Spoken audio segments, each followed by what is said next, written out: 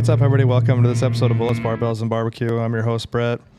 Kurt and Tanner are not here, so it's me and Matt, and Mike is here in the spirit cloud. Hello. Welcome back to me. Yeah, something like that. We have our show partners, Elite Nutrition Omaha. Check them out at elitenutritionomaha.com. Use code B3 at checkout for 10% off, or you can go to Omaha or their new Lincoln location and yell B3 in the store. Get a free shaker. God, Matt's almost better than Tanner if that's faster. We've got Rosewood Block to make the best cutting boards in barbecue. Check them out at rosewoodblock.com. Use code B3 at checkout for 10% off there as well. I was just thinking of your cutting board, Mike. We got you that Texas one before you left. Yeah, and do you use it? So I've used it twice, but I'm in a position starting Wednesday. As like doggy style? Yeah. Downward dog. Yeah. Oh, okay. Yeah.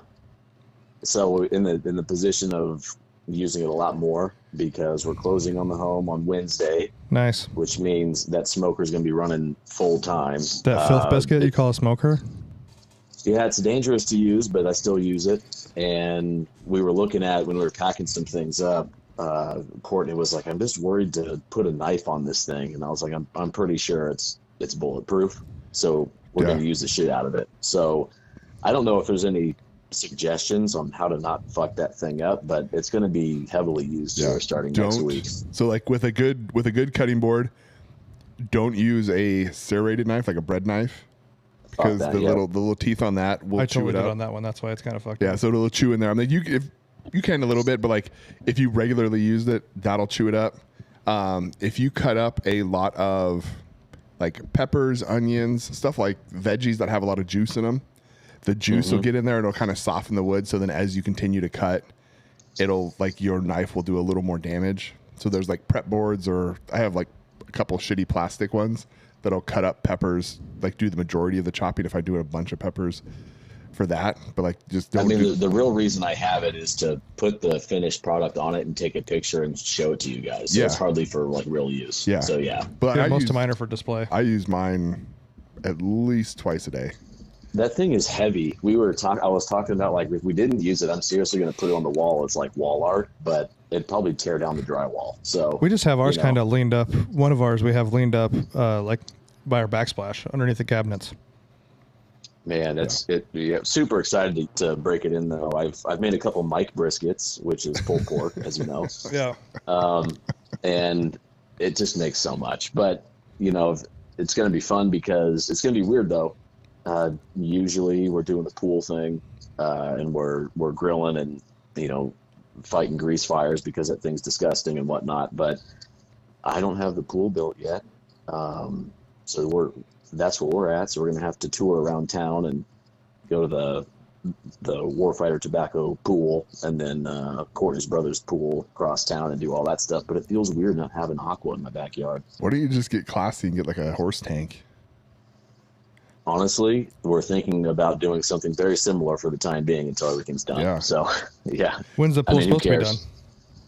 It's not even started. We're still going through planning phases and design work and stuff. When we put that pool in Omaha, we actually added to it like later that same year or the next season or whatever it was, because we didn't really predict the traffic very well around like who was going to sit where and where the chairs go. So we added more pool decking. So I think that once we have, honestly, we're going to get like an above ground pool for now and just kind of see how it all lays out and where people want to be and where the sun is and stuff. And then we'll finish the plans, because I don't want to have to add more later. I want to get it done in one go. Yeah. But Jim across about 500 feet away the other direction, they're starting their pool before their house is totally done too. So we'll have water. I did get an ice barrel though, so that kind of counts.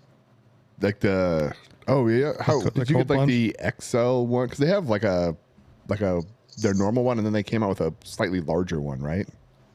So this one they did come out with a slightly larger one, but this is like the original barrel shape. Yeah.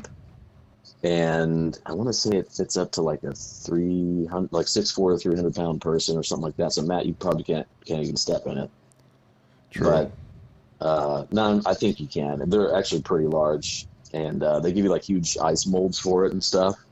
So I got that set up without any kind of electronics because I just don't want to fuck with that. It'll break, I'm sure, and I'll be pissed. So that'll be fun. So that's my only form of water.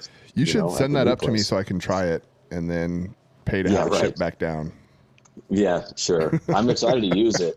My buddy that he plays hockey, he lives in DC, but he plays hockey. He's an older guy, and he got like a upgraded version with like the electronics that have the whirlpool in there to keep it circulating and stuff like that. And he sent me this one. I was telling him I got room in that gym. Let's talk about the gym. Brett's helping me design the gym.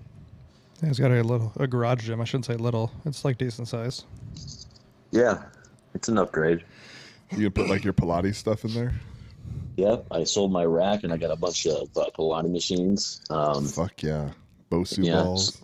Sold all my sandbags and got Bosu balls, yeah. So fuck yeah. Do you have all your gym equipment ordered?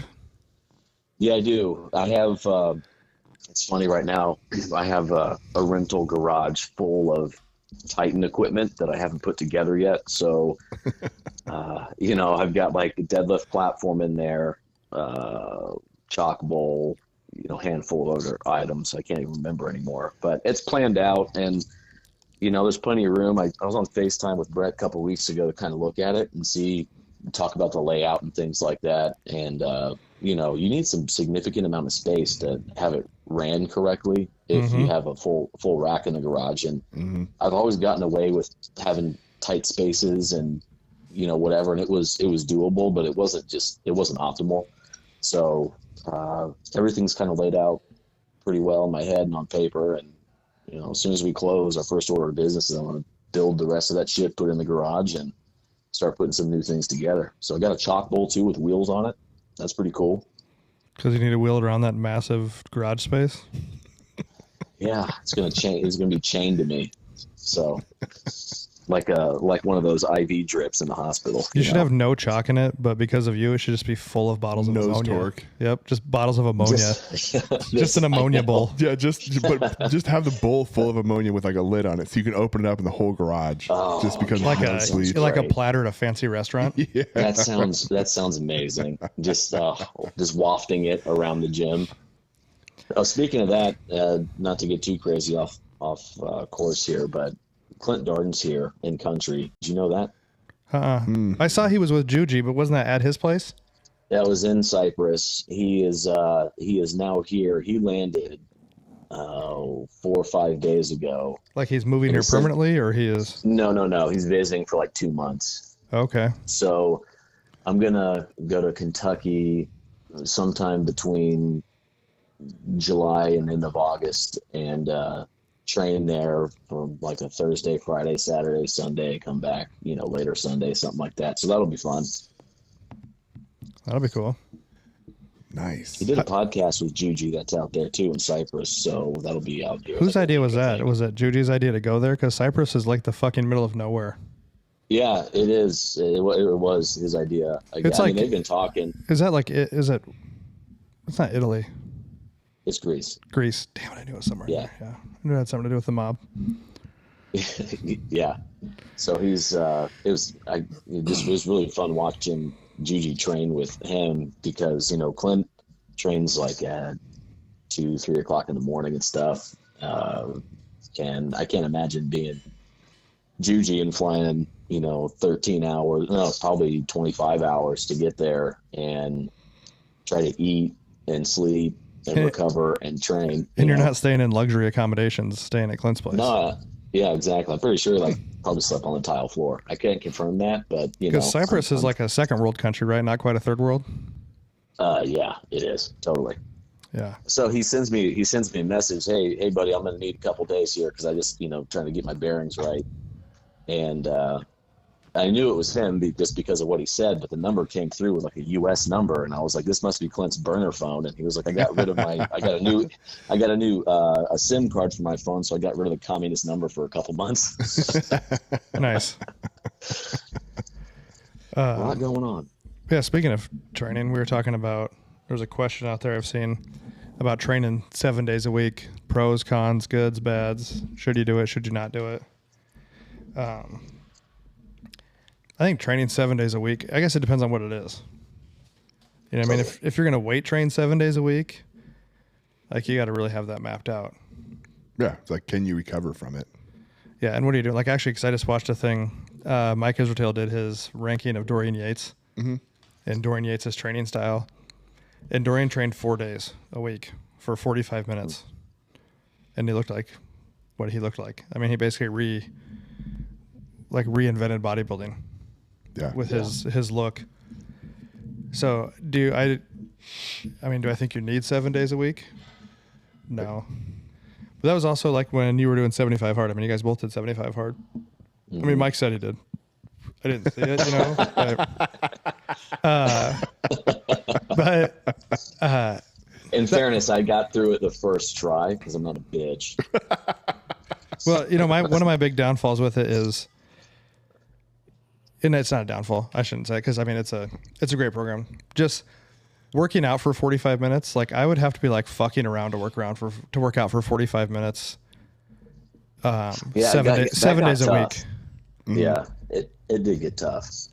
Because that's kind of the hard part to me anyway. Is that because if you're like, especially if you're working out by yourself, dude, you should probably be done in like 20 to 30 minutes. For the most part. And if you're doing 75 hard, you're probably not doing like some kind of powerlifting program where you're working up to maxes and you're taking, 3-minute rests in between your sets. Like if you're doing 75 hard, you're more than likely doing some kind of bodybuilder kind of conditioning style workouts. Yeah. I took, I continued to train.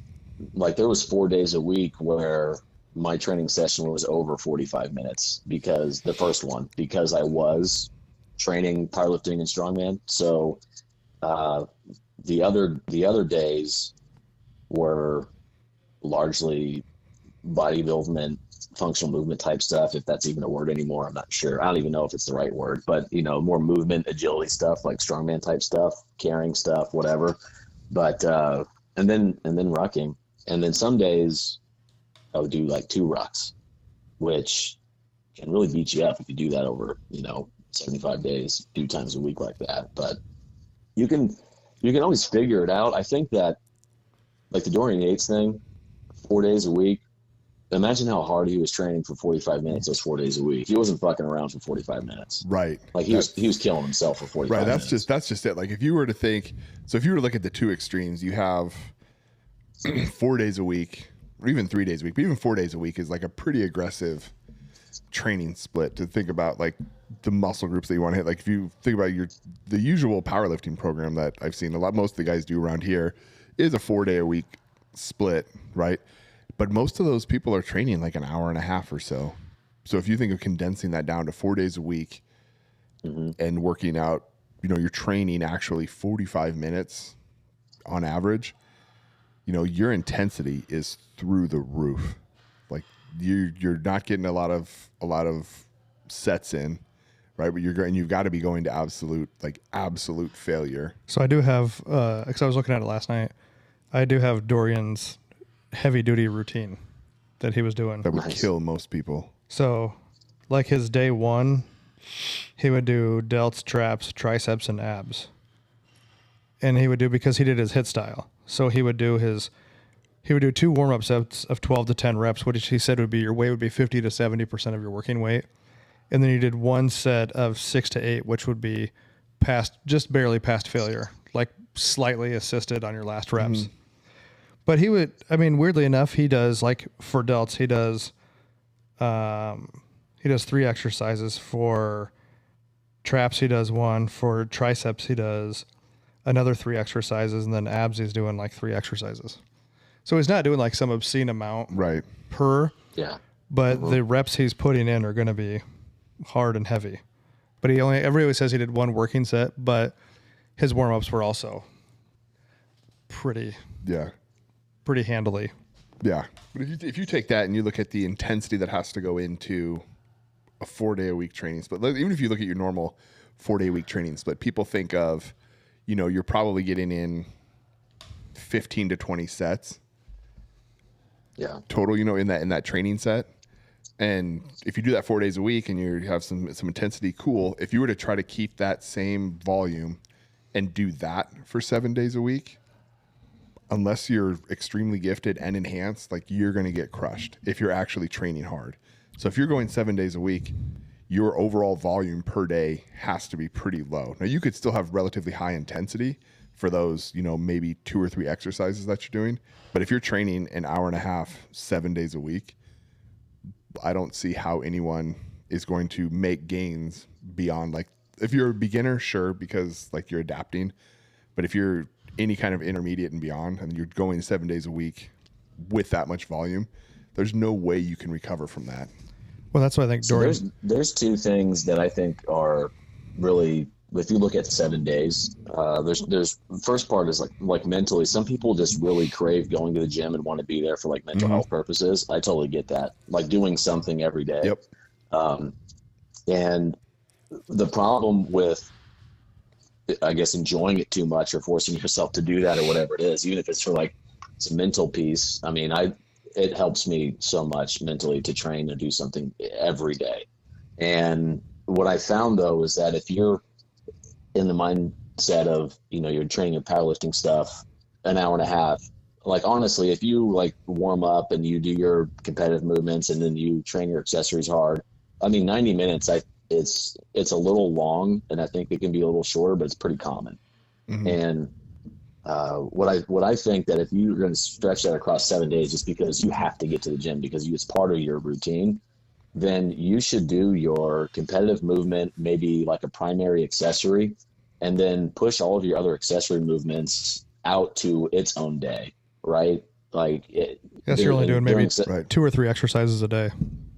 Totally. Yeah. And like during 75 hard, that's what I started to do because I was running out of shit to even do. Like I didn't know what to do. I was like, I've already trained this, I've already trained that, and I don't want to overdo it. So I would, squat and then do whatever else I was going to do that day. And then, I'd have a day I'd fuck around on machines or something like that, and do that. And it did feel good because you just have a lot more recovery in between then. You got better blood flow and you're moving more. And so I get how you can do that for 7 days, but is it necessary to make progress, to crush yourself for 7 days? Like, hell no. You can make progress 2 days a week.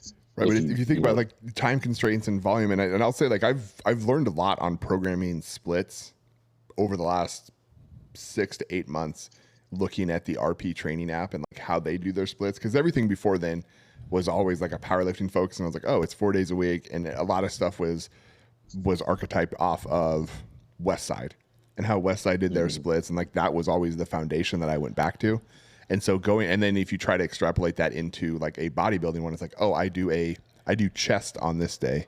I do shoulders on this day. I do this on this day. But looking through the RP programming and listening and learning more about splits, like the one of them that I enjoyed that took me a long time to get to enjoy, but was really cool, was a 6 day a week lower body emphasis program where you do legs, if you want to call them, you do legs 3 times a week. Ooh. So it's 2 days. 2 of those days are quad day. One of those days were a hamstring day, but it's like your main quad day might be 2 quad movements, maybe a hamstring movement, abs, and you're done. Or maybe it's just those 3 and you're done. And then you're going to have another day that's going to be like call it a chest exercise and a back exercise, or maybe 2 of each. And then you're going to do a hamstring and a glute, or 2 hamstrings and a glute, and then like maybe shoulders, and you're done. But so those, and it was tough to transition to those because those workouts, they really only took 40 minutes because it's just not a lot of volume. But if you were to kind of take those and say, okay, on my leg days, if I took all the leg movements that I did over the course of a week and put them into one day, that's like a 2-hour training day. And I would never be able to recover from that. Even in a week period, like I would probably still be sore from that much volume. But if you spread it out over, if you have a day in between, your volume is that much lower, like the recovery for it, you can adapt. So like mixing and matching exercise groups it's something you can really do if you want to train a bunch of the week. Like split it up. You could do like legs, right? You can do like a quad, and then like shoulder and bicep. And that could be your training day, right? Depending on whatever your emphasis is. Mm-hmm. But if your emphasis I was think there's a arms, huge problem with like with folks saying like if I'm doing like upper body day, if you're a powerlifter, you're focusing on your bench press day. If you're bodybuilding, you're focusing on like a chest day. Mm-hmm. But I think that if you've missed some things, like if you're bodybuilding and you're looking at yourself and you're like, I got to improve these areas, well then, if it's like you have to do some quad work and some delt work and some lower back work or something, that's okay to put it on the same day. I think people get so weird about if it's an upper body day, I can't touch anything on my legs. Like, I think that's so strange to me. You should just do what you need to do to get the work done. And if you're powerlifting and you're like, I'm super beat up, or I know that I have to train my triceps much harder or different movements or different angles or whatever, you can do that on a lower body day. Like, that's okay to do. If you're missing something, you have to fill the gap. It's just do what you need to do, because I think like, especially younger powerlifters specifically, they're like, well, if I'm squatting this day, then I don't need to do, anything for, my upper body movements, even though just because they're waiting to bench on Monday or whatever. Like, there's plenty of time between the 7 days to do more shit and recover from it. And then you just keep building. It's just whatever you need. I don't think that a lot of folks will take in consideration, just being creative with their own thing just because it's not on paper or what the coach told them to do. Like, you can feel what you need. Like, I can feel if I get beat up from any of the powerlifting movements, I should do something to kind of grease the groove or get loosened up and maybe touch something later in the week. And then you've got Olympic lifters that squat like every fucking day, right? Well, I mean, look at CrossFitters. I mean, they're doing a lot of the same movements over and over. All the time. So, yeah, it's doable. I think that if you have 7 days in general, some of those days are simply practice, right? Or if you really need to go to the gym, do some kind of conditioning or cardio or something. Yeah. I was just going to say that. If you really need to put be, a backpack on. Yeah, if you really need to be in that environment.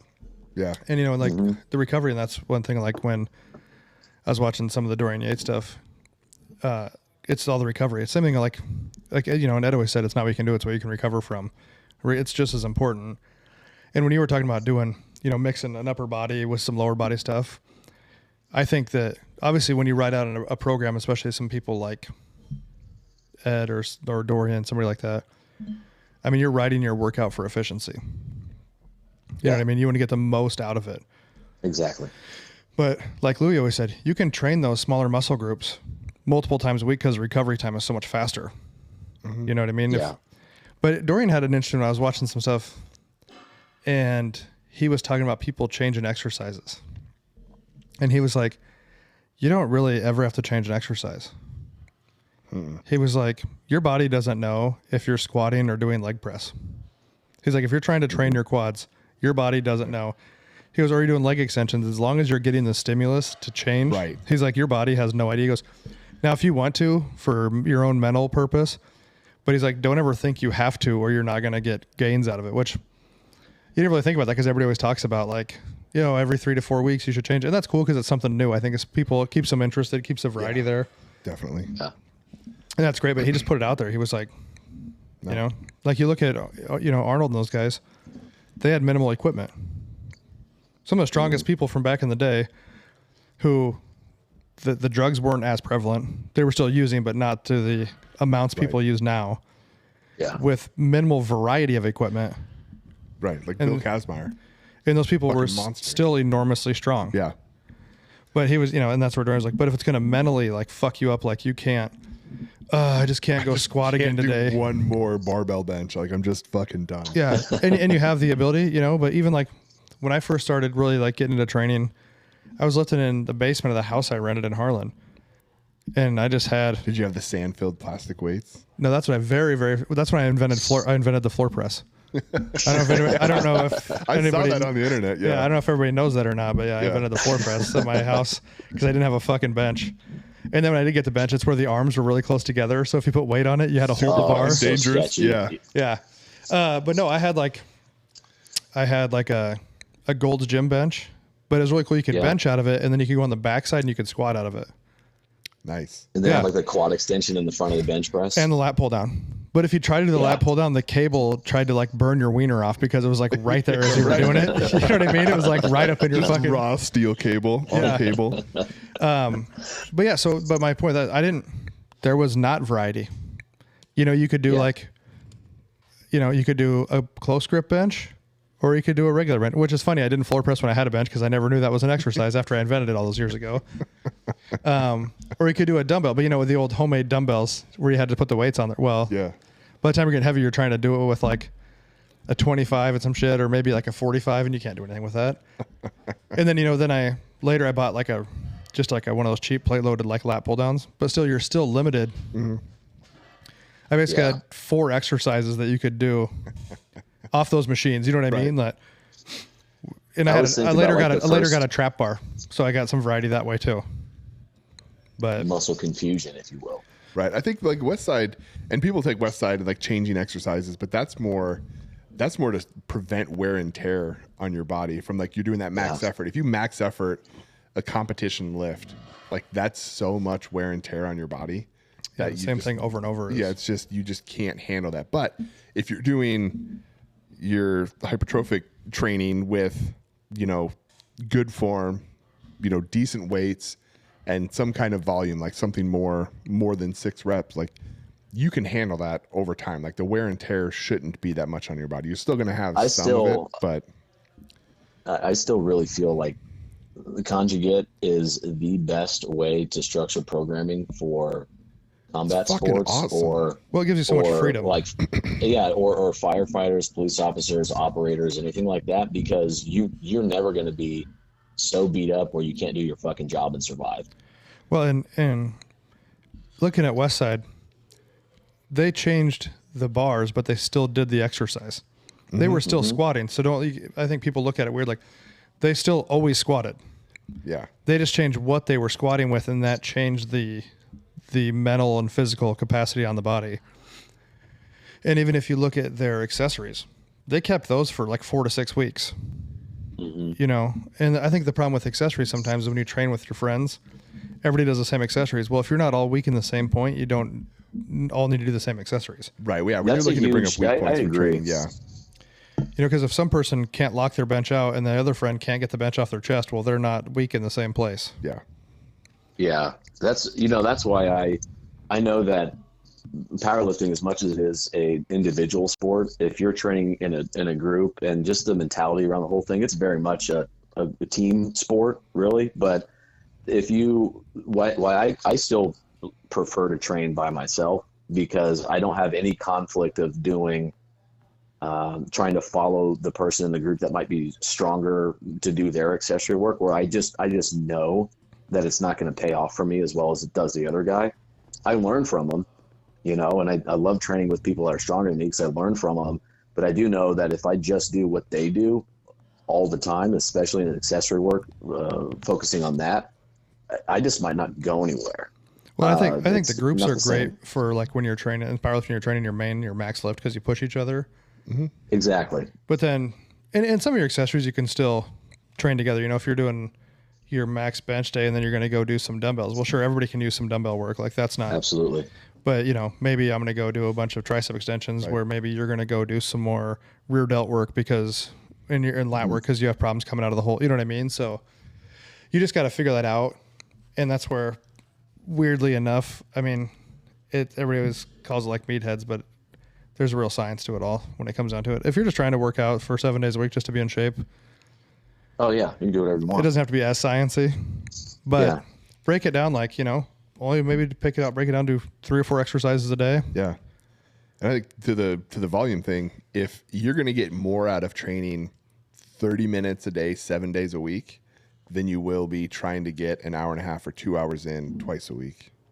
Like if you're just saying, I only can carve out 2 hours on Monday and Thursday, like you're going to be so beat up at those. Like, well, first of all, you can't train for 2 hours intensely. Most people can't and actually get something. Well, no, I think the intensity is gone in the first 20 minutes. Yeah, like you're toast. But if you split that out and you're like, hey, I'm going to stop by the gym, I'm going to do a quick warm up, I'm going to get these 3 or 4 exercises in, 2 to 4 sets and exercise. It's going to take me 35 minutes, 40 minutes, done, gone. Like you can get that done, and that will give you a better ROI in time because you will accumulate more volume per week doing that than you will trying to smash everything into longer sessions less frequently. What I want to say, and I don't know the exact timing, I could always look it up, and of course Tanner's not here, but even your creatine levels for like your more explosive or max exercise, that depletes. Louis always said 45 minutes. After 45 minutes, like your test levels drop, and your anabolic hormones have tanked.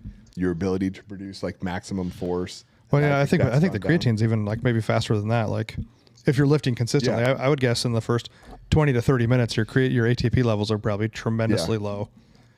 Even if you've supplemented the creatine, beforehand. Yep. Which is another part of like the prioritization stuff, which is like, if you're prioritizing, like if you like, I need to bring up my quads, right? Adding quads to the end of bench day of chest day is not efficient. Like if quads are your goal, you have a normal quad day, and if you need more volume, then you should throw those quads in at the beginning of that chest day, hit those, and then move on to your chest day. Because again, quads are your emphasis, so you want to train them earlier. To your point, like you want to maximize there. So you want optimal hormone levels, you want optimal energy levels, effort, and output. Well, but if your chest is your focus day that day, you're saying to add it on your chest day at the beginning? Yeah, if you're going to add it in, if you're going to throw it in somewhere. But so like your chest is that day, but like your mesocycle, so your 5, 8, 6 week cycle, whatever that is, if that is to grow your quads, you want to want to optimize your quads for that training. Okay, because I was going to say if you're just training your training cycle in your chest day, because I always look at it like a glass of water. Yeah. And you want the most to go into your chest that day, so you're going to do that first. Yeah. Yeah. But if you're on a quad emphasis, sure. But yeah, but people say like, oh, I'm trying to bring up my shoulders, and so I'm gonna throw in side raises at the end of whatever exercise. Like, you're getting a little more volume, but you're getting minimal strain. Like you're not really testing the muscle. You're not really like growing it. And there's the option too is you can do 2-day workouts. I know like Louis used to come in, they train in the morning, he'd come back in the evening and do.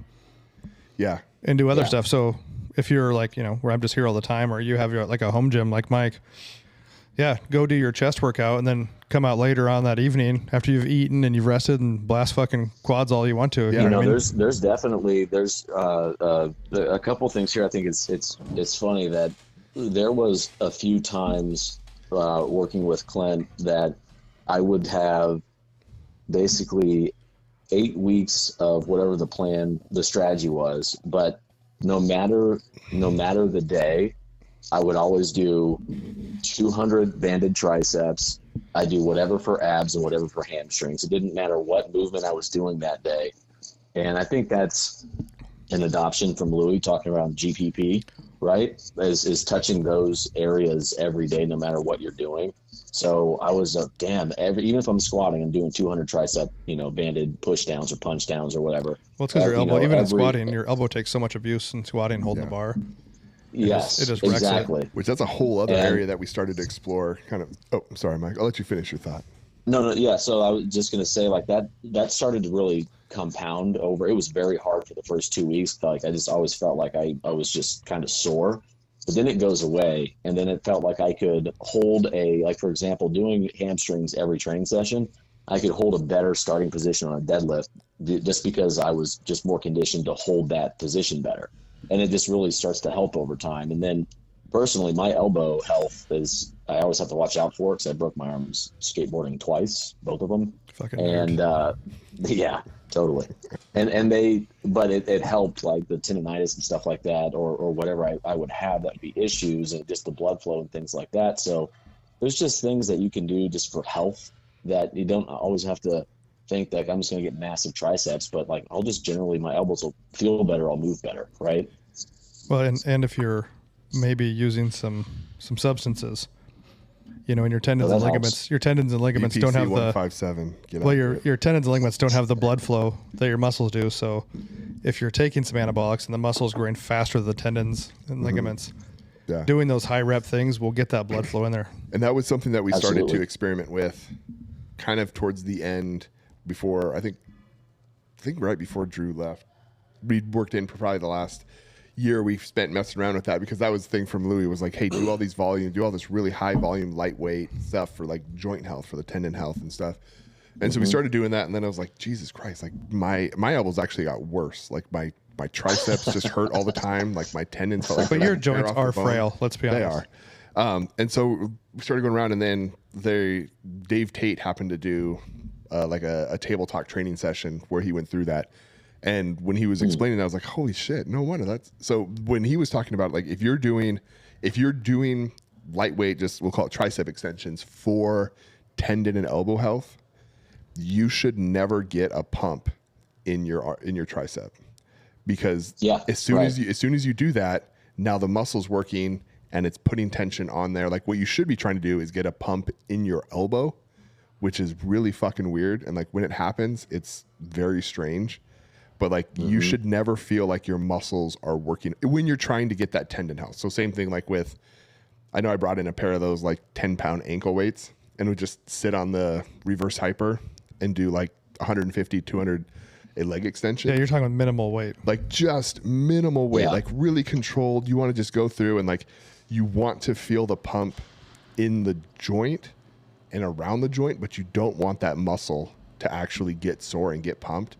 And when you do that, that makes a world of difference. That was wild. The first, like when we started to figure out how to actually make that happen, like the first time I got like a knee pump was like weird. Like all those little muscles and every little tiny thing around your knee like feels jacked, and you're like, what the fuck is this? Yeah, at first I was when I'm convinced saying I hurt like myself. triceps, like banded triceps, it's not like I'm using like the thicky orange band. Like I'm using the micro mini or the red band at most to do very fast 200 reps, just movement type stuff. And you'll never grow from it, right? Your triceps aren't going to grow from it, but just the movement, it just kind of just breaks it in. So I would, you kind of look silly because everyone wants to try to get a pump in the gym or whatever. But at the end of a training session, I'd sit over there, put a band around the pull-up bar, and do tricep like push downs or whatever as fast as possible just to get through the reps. And it kind of felt weird at first, but it does pay off, especially over a month or two of doing that shit. You feel great. There was a kid in here. He was in Omaha for work, and he was like, "Hey man, I got a question for you." It's like, my elbow doesn't really bother me. And I mean, I already knew the answer, but I was like, I kind of like lean over to him and I was like, "Well, are you drug free?" And he looks at me and he's like, and I go, "Okay, anyway." So what you need to do is, and I was like, you need to do these blood flow exercises because you're growing the muscles at a faster rate than the tendons and ligaments can handle. I don't care that you're on drugs, but it was very funny because he's a super nice kid. He was like, and I was like, okay. So anyway, and then so a couple weeks later, because he was in town for a couple weeks, and he was like, dude, he's like, everything feels way better. And I was like, dude, it's just blood flow. Sometimes just getting blood flow is all you need to do. Yeah. But it's a fine line between, like, I think you hit it, Mike. It's not an ego lift. Like you're not trying to accomplish weights or pumps or anything like that. Like you want to work the joint itself and the connective tissues in the joint, which is really hard because there's not a lot of. That's probably the strongest thing Mike was doing at the gym.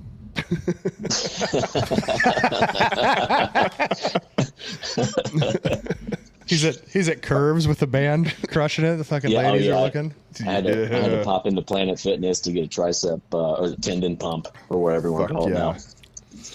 But I guess overall for the 7 days a week, you can do it. And if that's like your therapy, it keeps you from like murdering your family or something. Yeah. Right. But there's trade-offs for everything. But have it be even recovery days, like we were talking about the band stuff. You don't have to come in and lift any kind of, loads at all. You can fucking do super light, nothing weight, and just do repetition. Even curls. We talk about the band extensions. Doing like hammer curls or regular curls for high rep, getting the health in the bicep tendons. All that stuff, like Matt was saying, light leg extensions. Yeah. Any kind of joint that you're moving, or doing body weight back extensions. I think the 45-degree back extension is the most underused piece of equipment in the gym. Yep. Yeah. For as simple as it is, you should be able to blast reps out on that, just to make your glute, low back, all that strong. But yeah, or just do some cardio conditioning stuff too. yeah, just walking around, like there's so many. I always just the idea of, pretend like you're an actual athlete, and treat yourself like that. So if you're a power lifter, you should don't just be just statically strong, like, and I've said this before, especially on this podcast, but I think powerlifters need to do more strongman movements, and more strongmen need to do powerlifting movements, and we've talked about that. But just pretend like you're an athlete for 45 minutes to 90 minutes and actually treat yourself that way, and think about that when you're eating, when you're staying hydrated. Like, am I doing this because I'm fucking lazy, or am I eating this because I want to be athletically better? I mean, it's kind of a habit to create. And one thing I was going to say, that now that I do every day, whether it's a training day or not, is I just do simply 5 sets of 5 chin-ups every day. And that made my elbow hurt just talking about it. And it makes my bicep want to tear off the bone. But it's so impactful for. What if you put on a 100-pound backpack and try it? I've done 50 pounds for like 5 sets of 5, and that does beat you up. Like that does start beating you up. But yeah, I just do 100 pounds for 1 rep a day. That's cool. Wearing chains like a Mr. T starter kit. Oh, yeah, I did that too. Total tangent. So chains. Oh, sorry. I have that big battle chain that you gave me. Oh yeah, that'll fuck you up. And so I've been doing these like random weird ass outside workouts. And so she had this idea. She's like, "Do you have any kind of like belt that you can hook something to like pull a sled with?" And I was like, "Sure, I can find something." And she's like, "Cool. Lump all that chain together, hook it to your belt, and then take off at a sprint and let the chain. So you like as you get further away. Has she seen you? Stop you. Yeah, I'm fucking fast, dude. Does she know that both your knees have been blown off? It's fine. Did you say fat or fast? Yes. Fats. Okay. Fats. The S is in parentheses, but it's before the T. Yeah. So it's so she did that. She was like, yeah, so do that, but like sprint, like find out how long it takes you to go until the chain is totally uncoiled, and then sprint that same time with the chain totally dragging behind you. Fucking terrible. Interesting. Because it's just like it's like the tractor pull, right? It starts off lighter, and then as you go, it just gets heavier and heavier, and then at some point you're just at max weight, just going. We have that power pull that Chuck Vogel pulls deal, and when that the first one I came have out, the record on. oh my god, I'm gonna break that record right now. I think I sold. Drew has my other one. I sold Drew the other one, or gave whatever I did. No, so when that first came out, Chuck was doing a bunch of videos with it, and he had like a boat anchor chain that he would hang on the end, and then it would drag between his legs while he was walking with things. So it's basically trying to rip him forward. Yeah. So we did it with chains hanging out before. Yeah, it's pretty terrible. It's terrible. So that's what is the chain that Matt you're talking about? Is it like a naval ship type chain, like a huge links on it? Or no, like are they 3/8? It's a smaller than a 5/8. So maybe like a 1/2 link. But it was like when battle chains came out until people realized how fucking. We had them here at the gym for a while. They were like tied to the floor. You probably saw them. Yeah, so it's like it's a 30-foot chain. 30. It might be 50 foot because it's 40 or 50 feet probably. But it's like 40 feet, 50 feet of I think half-inch chain. That'll build your grip too if you do battle chains with it too. Dude, nice. That thing's just miserable just to move around. Yeah. But I'm not looking forward to moving all my gym equipment. I'll tell you that much. No, it's pretty terrible. I've done it a few times. You probably find some cheap help down there. Yeah, check. Yeah, use some of Biden's boys coming across the border down there. They'll probably help you out. That was so fun. That was a good one. Yeah, as far as the program goes, like we said, you can do it. It's doable. And also as far as programming goes, next week. Dun, dun, dun. I'm launching an online training. Are you really? That will be it'll progress into some other stuff, but right now I'm offering like you can subscribe to a 4-day a week or a 3-day a week gym program just for kind of general whatever, and then also like a minimal equipment kind of on the go program. It's just going to be a $10 a month subscription. And is this an app that you made or what? So it's actually Tanner had to use it at one of his stores for their nutrition stuff. So you can make it an app, but it's basically it's a website. Basically, is how it works out. Cool. But you get an app that you'll download, and it has a calendar. You can track your progress. You can link it with MyFitnessPal. You can link it with your Apple Watch. That's awesome. I'm not sure about the Samsung watches. I can't tell you that for sure. I could look. And then it'll be the same workout for 4 weeks. I kind of ran it by some people because I was going to do weeklies, but then kind of like ran it by some people. Then after Dorian Yates was talking about like, you know, then that you get that week to get used to / measure your progress with the piece of equipment, you know, or the whatever weight you're doing. And so when you start the workout, you can list your reps, weights. It's all superset of whatever you're going to do. Then it has a little rest timer you can run. Tells you when to start again. You can add it to a calendar. It has two-way messaging. So if you have any questions for me or if something's bothering you or like some exercise bothers you, you can message and I can help you out. And that goes directly to you. That's cool. Yeah, through that app. Through his grinder. So then every 4 weeks, I'll basically update the programs. So yeah, you can either subscribe to a 3-day a week, a 4-day a week, or you can subscribe to the minimal equipment kind of on the go. And for anybody listening, if you work out at home, at least have a set of like exercise tubes with the handles on them. Mm-hmm. They're like $10. Otherwise, you might as well just do push-ups and sit-ups and squats and prison workouts because that's all you're going to do. And there's even like the band sets from Elite. Like Elite has home gym or like home workout band sets. Yeah, get those. Like you get a couple hip circles. You get some bands. You get like the tubes with the handles, and some of it's like one set of handles and they clip on.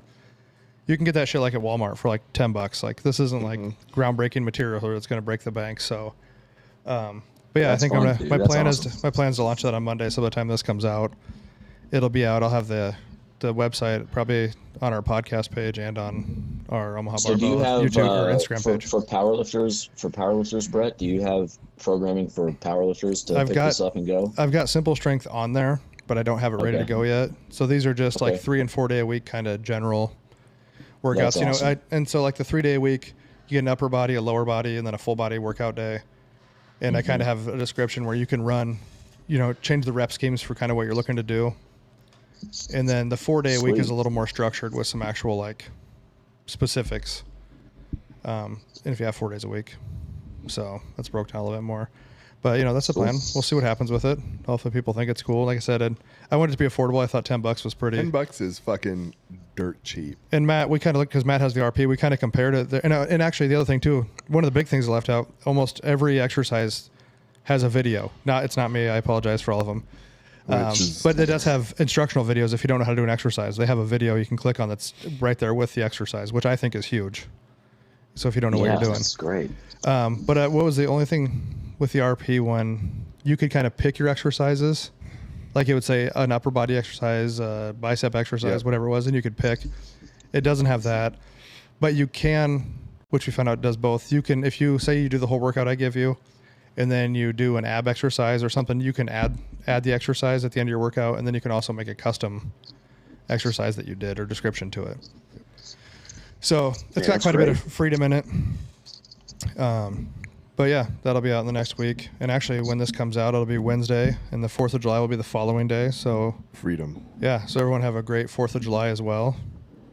Are you gonna go to your old house and get in the pool? Yeah, we're still having a party at your house.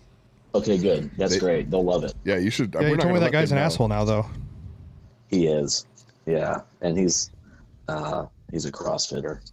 If that says anything. He's probably doing like a pool. He's probably doing like a pool workout that day. Oh yeah, he could be. Yeah, all the boys are over there looping each other up and doing some pool curls. I think that's a thing. Mm-hmm. Nice. Little boy rub and tug. Yeah. So, but yeah, have a great Independence Day, everyone. Don't fucking blow your hands off. Be safe. It's gross. Hey, and some people's dogs don't like fireworks, so maybe be respectful. Like after 10 o'clock is it, or what time's the cutoff time? Yeah, 10 is like, I think, I don't know if there is like an official city time, but and people who do have dogs, like take care of your dogs, because like my dog is a giant pussy with fireworks. Like my dog gets nervous and gets diarrhea and shits everywhere. Yeah. He's the biggest one we have. The others, like our fat bulldog would be outside and she would fucking try to eat a mortar shell if she could. Yurik even smells anything that looks like thunder. He immediately gets the nervous shits and goes downstairs. I'm like, go outside. Yeah, Loki hates the fire. We have to give him them weed chews, so he's just there stoned, drooling on himself. We've had Yurik so fucking stoned. that like I think it would have killed a horse, and he's still nervous, like running around, shitting everywhere. When we had our puggle, she actually died last year on the 4th of July, but the year before, she couldn't hear, so she would just sit outside and stare at the fireworks with us. Couldn't hear a fucking thing, but she So pretty. yeah. I always wonder, you know, like when you're like a dog goes deaf, do you think they're like, why doesn't nobody talk to me anymore? Nobody loves me anymore. Like the first time I remember seeing that on, I don't know, probably like Instagram or something, like I found it so sad to think of like a dog going deaf and like thinking nobody loves that. Like the dog thinks nobody loves it anymore because they don't talk to him anymore. Yeah. You know, this place, brutal. this place sucks. Everybody stop talking to me. Yeah.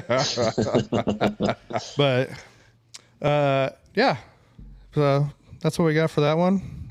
We'll keep Mike on for another one here if he's got time. And, you know, the goal is still to be a little less shitty every day. It's on Matt's shirt. It's I great. wore it when I flew out to Philly. And again, just like all the other profanity request. shirts. You have a Yes. request? Yeah. I do. I need to you need to have an online store so I can place orders for Omaha Barbell shit to get it down here in Tejas, because I can't go to a cool gym here and get cool shit. I have to, and I don't know, I just wear plain blank Hanes t-shirts anymore with no Omaha Barbell shirt on. What happened to all your Omaha Barbell shirts? Had to stay here. We took it from him. Yeah. I Took his club still have it, membership. but you got new shit coming out there, I'm sure. So I don't get to see it. So I need it. I know. I keep thinking about that. We'll see. Maybe after this app gets rolling, I'll figure something out. Who knows? We'll get some bullets, barbells, and barbecue stuff out there too, and we'll go from there. But yeah, like, subscribe, share, follow, tell your friends, even if they don't like us. They'll learn something, I swear. And we'll see you guys next time.